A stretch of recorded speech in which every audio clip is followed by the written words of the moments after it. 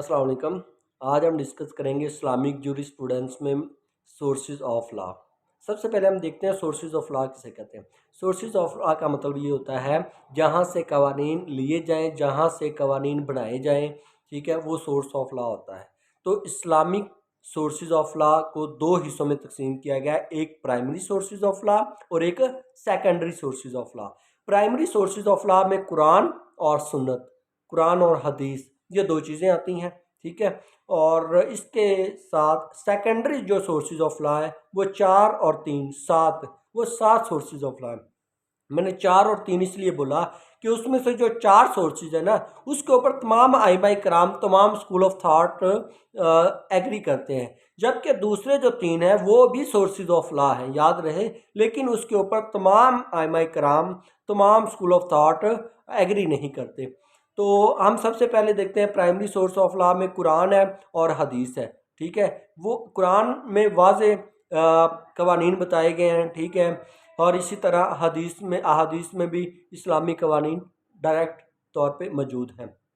जबकि वक़्त के साथ साथ जैसे जैसे हालात बदलते गए, वक़्त के अंदर, ज़माने के अंदर तब्दीलियाँ आती गईं, नए मसाइल का सामना होता गया, तो उसके लिहाज से कुरान और हदीस की रोशनी में, कुरान और हदीस की रोशनी में नए नए कवानीन बनाए जाने लगे, ठीक है। और याद रखिएगा, जो नए कवानीन बनाए गए और बनाए जा रहे हैं वो इस्लामिक फंडामेंटल्स, इस्लामिक जो प्राइमरी सोर्स है कुरान और हदीस, उसके बिल्कुल एन मुताबिक होगा, उसके खिलाफ नहीं हो सकता। सबसे पहले हमारे पास जो सेकेंडरी सोर्स ऑफ लॉ है उसमें से इज्तिहाद। इज्तिहाद का मतलब होता है स्ट्रगल करना, एफर्ट करना, कोशिश करना, किसी मसले का हल तलाश करने की। और याद रहे कि जो मुजतहिद होता है वो हर बंदा इज्तिहाद नहीं कर सकता, ठीक है। मुजतहिद के लिए उसका इल्म का होना, उसका तकवा होना और इसी तरह इसकी कुछ शराइत हैं वो होना ज़रूरी है, फिर जाके कोई इंसान वहाँ पे इज्तिहाद कर सकता है, ठीक है जी।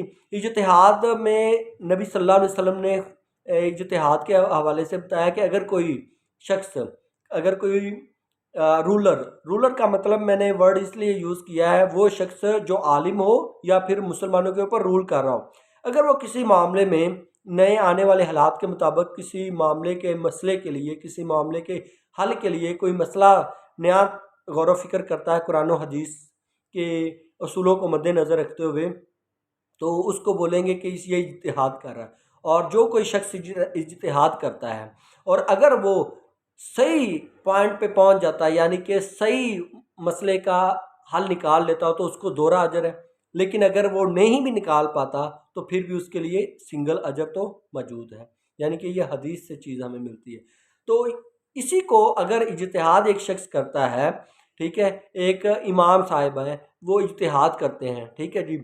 मिसाल के तौर पे इमाम मालिक हैं रहमुल्लाह अलैह, उन्होंने इज्तिहाद किया, अगर उस इज्तिहाद के ऊपर बाकी बाकी आइमा कराम और दीगर स्कूल ऑफ थाट्स का और तमाम उस वक़्त की जो आइमा कराम है, उलमाए कराम है, उम्मत का अगर उसके ऊपर इत्तिफाक हो जाता है तो हम कहें उसको इजमा का नाम दे देंगे, ठीक है। इजमा भी बेसिकली इज्तिहाद से ही आता है, लेकिन जब उसके ऊपर तमाम आइमा कराम का, तमाम स्कूल ऑफ थाट्स का और तमाम उम्मत का इत्तिफाक हो जाता है तो उसको बोला जाता है कि ये इजमा है।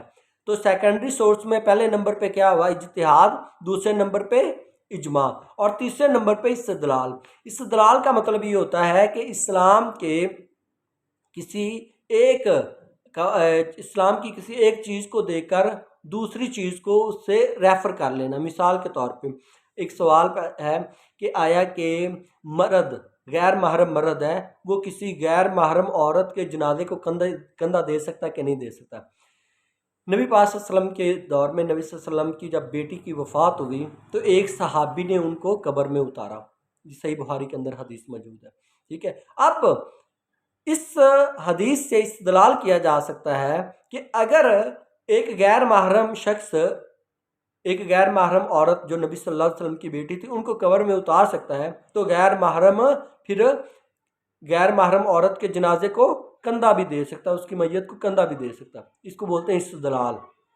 एक चीज़ को सामने रखते हुए दूसरी चीज़ को उससे रेफ़र करना।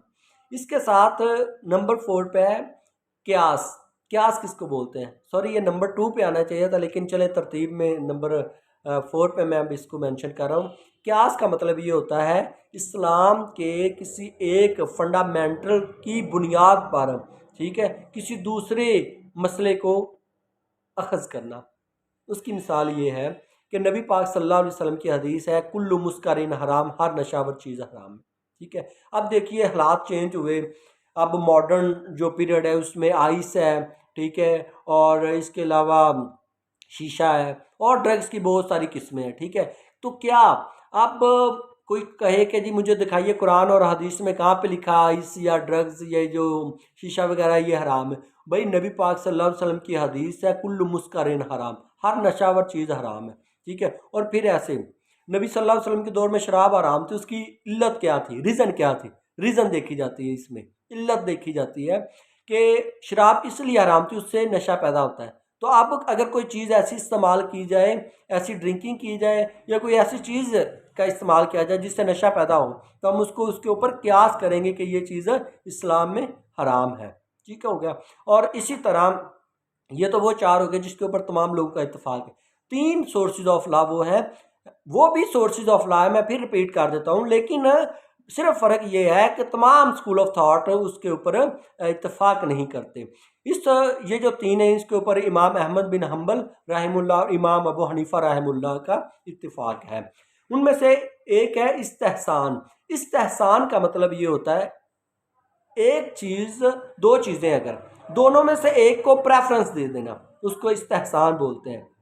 ठीक है, यानी कि 2 मिसाइल हैं, 2 किस्म की मिसाइल है। अब देखना यह है कि दोनों दोनों कवानीन सामने आ रहे हैं, तो जो कवानीन एक कानून को दूसरे के ऊपर तरजीह दे देना, इसको इस्तेहसान बोलते हैं। और दूसरे नंबर पे इस्तेहसाब। इस्तेहसाब का मतलब होता है continuous of existing established principle, यानी कि एक कानून जो शुरू से चलता आ रहा है, अब कोई शख्स उसके बरक्स कुछ करता है या करवाना चाहता है तो उसके ऊपर वो दलील लेके आएगा। बर्डन ऑफ प्रूफ उसके ऊपर होगा जो न्याय करेगा, जो एक वक़्त से चलता आ रहा है। ठीक है, एक तसलसल के साथ जो कानून चलता आ रहा है, जो मामला चलता आ रहा है, वो उसी को ही दुरुस्त माना जाएगा। जबकि इसके मुकाबले में अगर कोई शख्स न्याय करता है, ठीक है, या कोई नई उसमें चीज़ इंट्रोड्यूस करवाता है, ठीक है, तो उसके ऊपर बर्डन ऑफ प्रूफ है, उसको कुरान और हदीस से वो चीज़ साबित करना होगी। इसको बोलते हैं इस्तेहसाब। और एक है मसलह। मसलह का मतलब ये है कि seeking benefit and repelling harm, इंसान के मुसलमानों के फ़ायदे के लिए कोई चीज़ को लेना, ठीक है, और जो चीज़ मुसलमानों के लिए डिफ़िकल्टीज़ क्रिएट कर रही हैं उनको उसके साथ रिप्लेस कर देना। मिसाल के तौर पे एक ऐसी चीज़ है जो मुसलमानों के लिए डिफ़िकल्टीज़ का सबब बन रही है, ठीक है, तो एक ऐसा अंदाज़ है जो बिल्कुल ईज़ी है, तो उस ईज़ी जो वो डिफ़िकल्ट है उसको ईज़ी के साथ रिप्लेस कर देना, इसको मसलह बोलते हैं। और सीकिंग बेनिफिट यानी कि फ़ायदा तलाश करना एंड रिपेलिंग द हार्म। ठीक है, ये जो दूसरी 3 सोर्सेज थे। टोटल हमने 2 किस्म के सोर्सेज ऑफ लॉ पढ़े हैं, एक प्राइमरी और सेकेंडरी। प्राइमरी में कुरान और हदीस, और सेकेंडरी में 4 वो थे जिन पर सभी लोगों का इत्तिफाक था, इजमा, क़ियास, इज्तिहाद और इस्तिदलाल। और इसके साथ 3 वो थे जिस पे इमाम अहमद बिन हम्बल का और इसके साथ इमाम अबू हनीफा रहमतुल्लाह का इत्तिफाक है, वो है इस्तेहसान, इस्तेहसाब, मसलह है।